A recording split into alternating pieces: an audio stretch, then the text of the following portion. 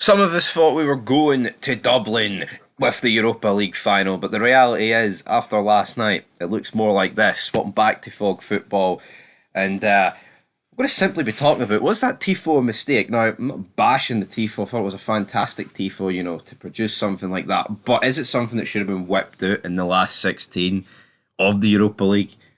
I mean, I gave us a realistic shot of making the final. I don't think it's unrealistic, but there was a lot more hurdles for Rangers to get through, right, than just Benfica. But you look how thin the squad is.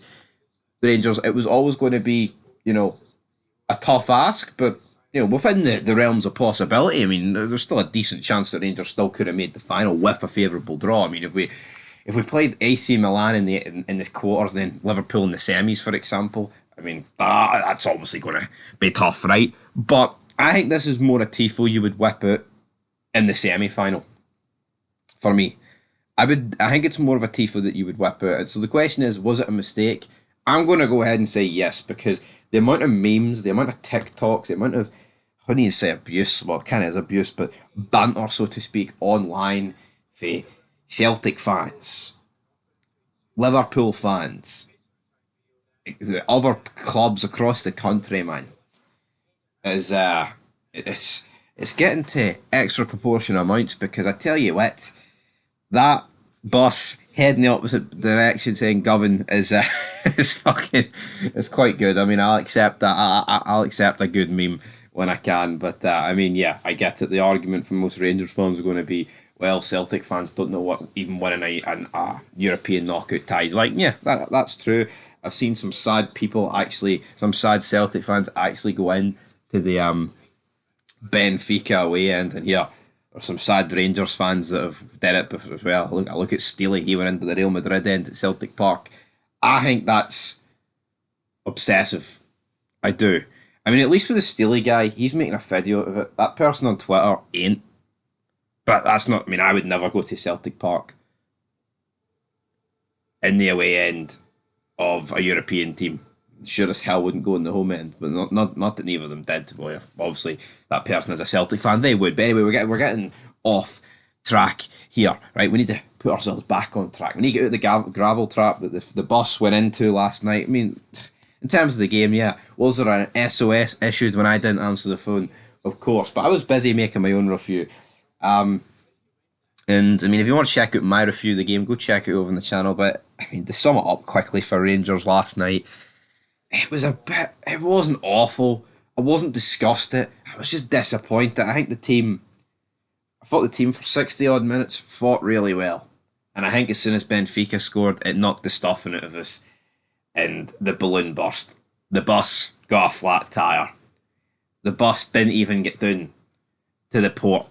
The bus pulled over to the side of Paisley Road West. We didn't even go to fucking Glasgow, folks.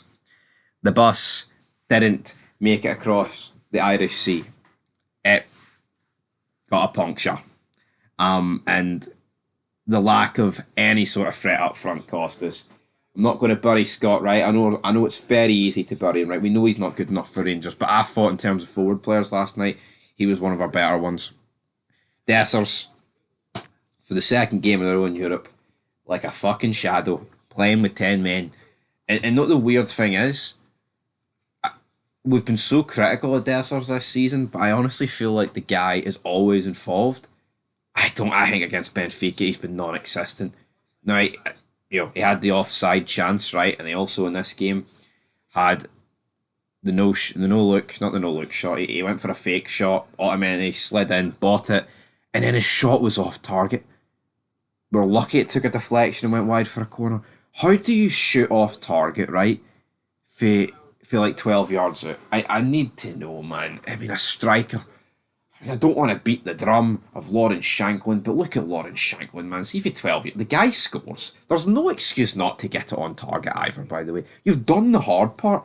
You've done the fake shot. You've sent Otamendi, right, at the stadium with a slide tackle. And to actually get the shot off target, man, is mental.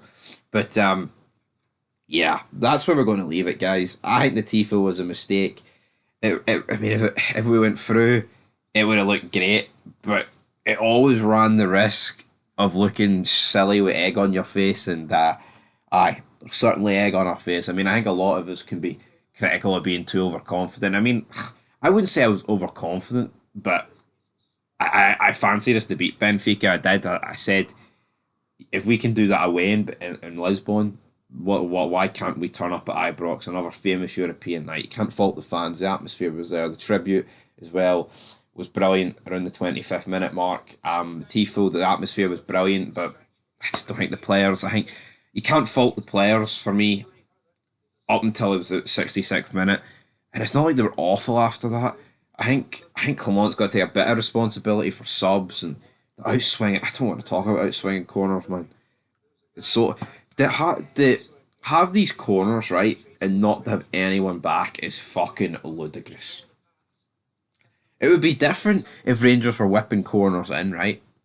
And they were great each time, and it was actually worth the risk of having people forward. Like if you actually look at like Arsenal this season, I believe they've scored like 20 goals from corners. How many corner goals have we scored this season, man? I would be shocked if it's like more than two, honestly.